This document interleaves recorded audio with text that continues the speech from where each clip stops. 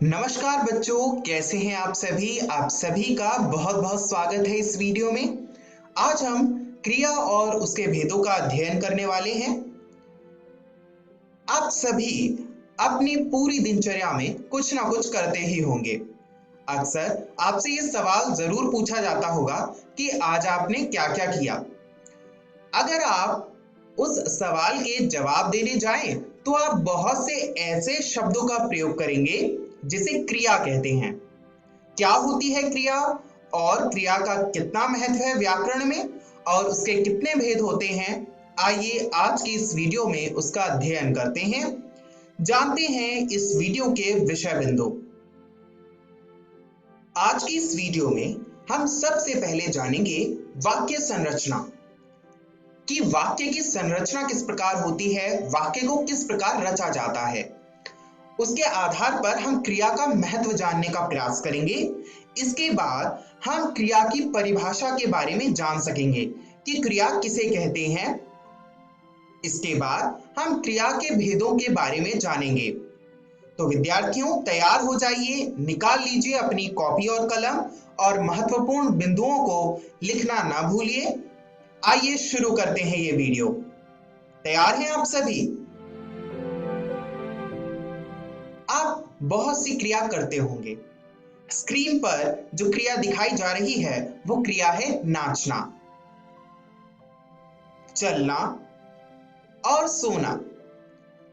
यानी ये जितनी भी चीजें जो स्क्रीन पर दिखाई गई हैं उससे कोई ना कोई काम करने का बोध हो रहा है और क्रिया का अर्थ ही होता है काम करना। तो यानी किसी भी कार्य को करने का बोध कराने वाले जो शब्द हैं वो क्रिया कहलाते हैं। आइए इसका आज हम विस्तृत अध्ययन करते हैं। सबसे पहले हम क्रिया का महत्व जानते हैं।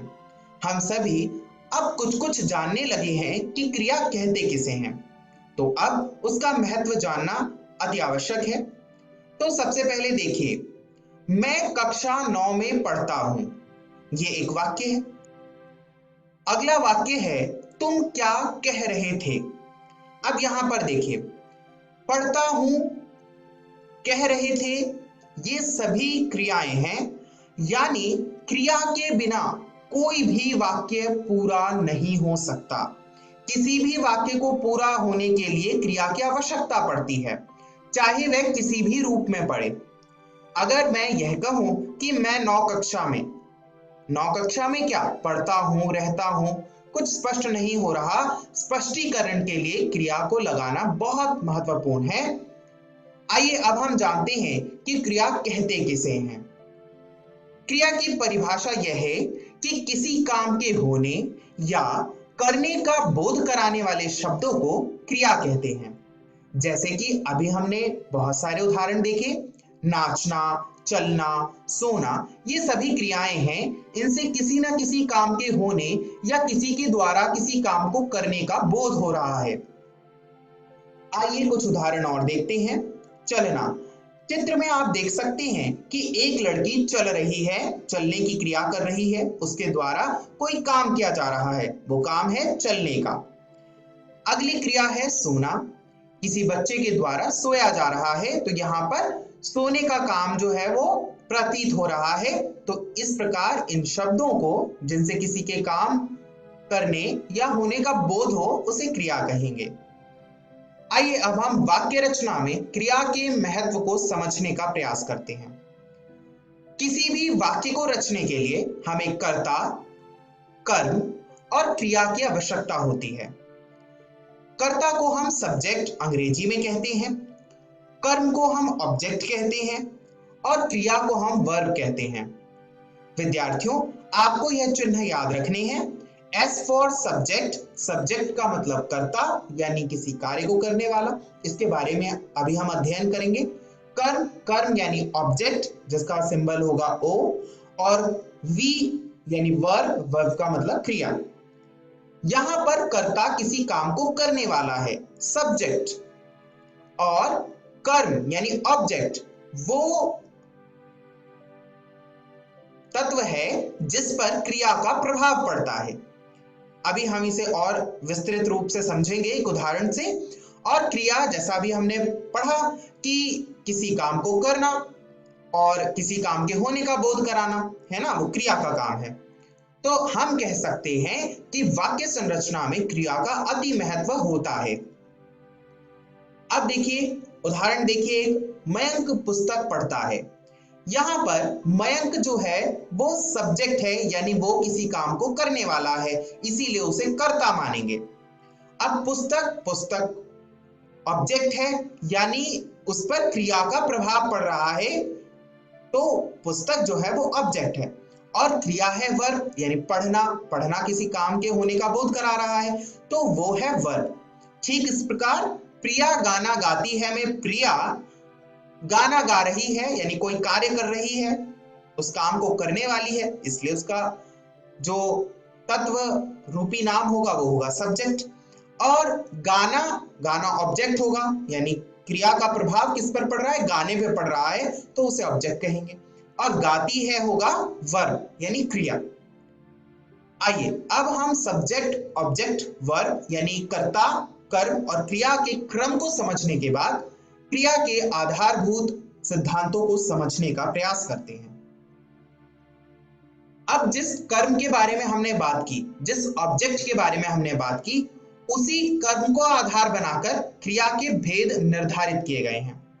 क्रिया के भेद प्रयोग के आधार पर भी होते हैं, है ना। क्रिया के कई सारे भेद कई आधारों पर होते हैं, पर यहाँ पर हम क्रिया के कर्म के आधार पर भेद पढ़ेंगे, जो कि हमारी जो पाठ्यचर्या है, जो हमारा पाठ्यक्रम है, उसमें भी संकलित है।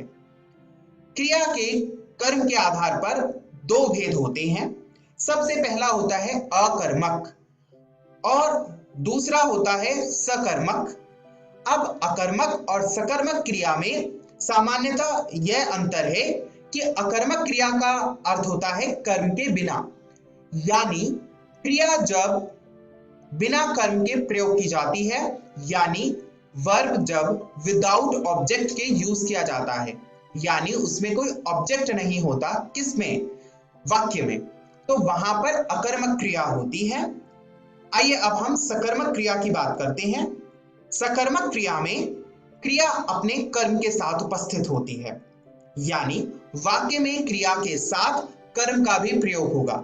यहां पर हमने वाक्य संरचना के जिन तत्वों का अध्ययन किया था, यानी सब्जेक्ट ऑब्जेक्ट और वर्ब यानी कर्ता कर्म और क्रिया, तीनों ही तत्वों का प्रयोग होगा। पर अकर्मक क्रिया में बस सब्जेक्ट और वर्ब यानी कर्ता और क्रिया का ही प्रयोग होगा। विद्यार्थियों, मुझे आशा है कि आपने क्रिया की इस अवधारणा को समझ लिया होगा। आइए अब हम जानते हैं कि आज की इस वीडियो में हमने क्या सीखा। आज की इस वीडियो में हमने जाना कि क्रिया किसे कहते हैं। क्या आप सभी को याद है कि क्रिया किसे कहते हैं? बिल्कुल सही, किसी कार्य के होने या करने का बोध कराने वाले शब्द क्रिया कहलाते हैं। बिल्कुल सही। आज हमने जाना कि वाक्य संरचना क्या होती है, यानी वाक्य को रचते समय जिन तत्वों की आवश्यकता होती है उसे हमने जाना। वे तत्व हैं कर्ता, कर्म और क्रिया। कर्ता को अंग्रेजी में सब्जेक्ट कहते हैं, कर्म को अंग्रेजी में ऑब्जेक्ट कहते हैं, क्रिया को अंग्रेजी में वर्ब कहते हैं। और इन सब के लिए हमने सब्जेक्ट को एस नाम से जान लिया है, ऑब्जेक्ट को ओ नाम से जान लिया है और वर्ब को वी नाम से जान लिया है। यह आपको ध्यान रखना है, अगली वीडियो में काम आएगा। साथ ही आज हमने जाना कि क्रिया के कर्म के आधार पर कितने भेद हैं। मेरे साथ बोलिए, पहला भेद है बिल्कुल सही अकर्मक, और दूसरा भेद बिल्कुल सही सकर्मक क्रिया, यानी कर्म के आधार पर क्रिया के दो भेद हैं, अकर्मक क्रिया और सकर्मक क्रिया। विद्यार्थियों, मुझे आशा है कि आपको आज का पाठ समझ आया होगा। अगली वीडियो में हम क्रिया के भेदों का अध्ययन विस्तार से करेंगे, यानी जो कर्म के आधार पर क्रिया के भेद हैं उसका अध्ययन किया जाएगा। आप सभी जो आज का पाठ हमने पढ़ा है उसका अभ्यास घर पे करना ना भूलिए। अपना ध्यान रखिए। अगली वीडियो में फिर मुलाकात होगी। इस वीडियो को देखने के लिए बहुत बहुत धन्यवाद।